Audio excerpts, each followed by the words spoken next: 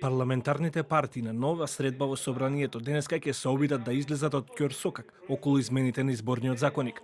Во фокус на разговорите се гласањето на диаспората, моделот на изборните единици и правилата за финансирање на изборната кампања. Пратеничката група на ВМРО-ДПМН ги очекува ставовите на СРСМ и ДУИ за новиот предлог за воведување поштенско гласање на диаспората. Според предлогот, целата постапка би била регулирана со подзаконски акти што Државната изборна комисија треба да ги донесе најдоцна до 30 септември 2028 година. Од ВМРО-ДПМН порачаа дека се подготвени да прифатат и една изборна единица како дел од поширокиот политички договор.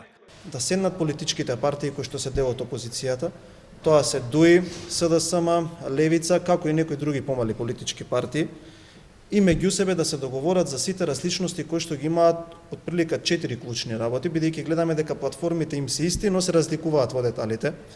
Да седнат да се договорат за една изборна единица, да седнат да се договорат за модел на финансирање, да седнат да се договорат за поплаките и начинот на кој што тие би биле прифатливи, и да седнат и меѓу себе да се договорат дури и за моделот на изјаснување на диаспората.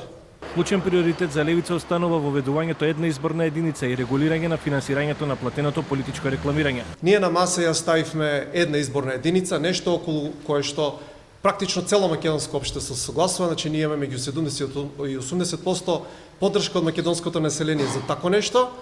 И мислиме дека ако околу нешто треба да се фемкаме ни тука, да се кошкаме, да се кршат копјата, треба околу една изборна единица, а не унапредување на системот, ај така да се изразам, на гласање на диаспората, бидејќи тоа прашање беше се појави од нигде никаде, некаде последните 2-3 состанока на работната група на изборниот законник. И како што каже и нашиот председател, апсолутно не беше ни тема на лидерската средба, што значи тоа влезе како едно, како да кажам, отровно апче во целата ситуација да го закочи целиот процес. СРСМ го отврли предлогот на електронското гласање, нагласувајќи дека не е против учеството на диаспората во изборниот процес, туку против модел кој не обезбедува доволна сигурност, транспарентност и заштита на изборната волја.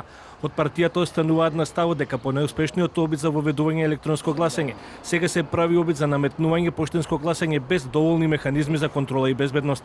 Од партијата додаваат дека власта одбива дик со консензус да ги регулира овие процеси и процедури и прашува зошто се избегнува механизам што би обезбедил поголема контрола и доверба во изборниот процес. СРСМ нема да дозволи изборен грабеж. Власта треба да се повлече од овие намери и да достави нов предлог во кој дик со консензус ќе го регулира гласањето на диаспората, порачуваат од опозицијската партија.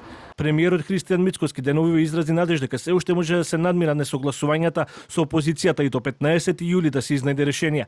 Тој рече дека владата и ВМРО-ДПМН се подготвени да прифатат една изборна единица, па дури и барањето на Левица за повеќе пари за финансирање на кампањите на помалите партии, доколку тоа овозможи да биде донесен нов изборен законник. Учесниците во работната група за изборниот законник според првичните информации постигнале согласност околу моделот за распределба на буџетските средства наменети за изборите.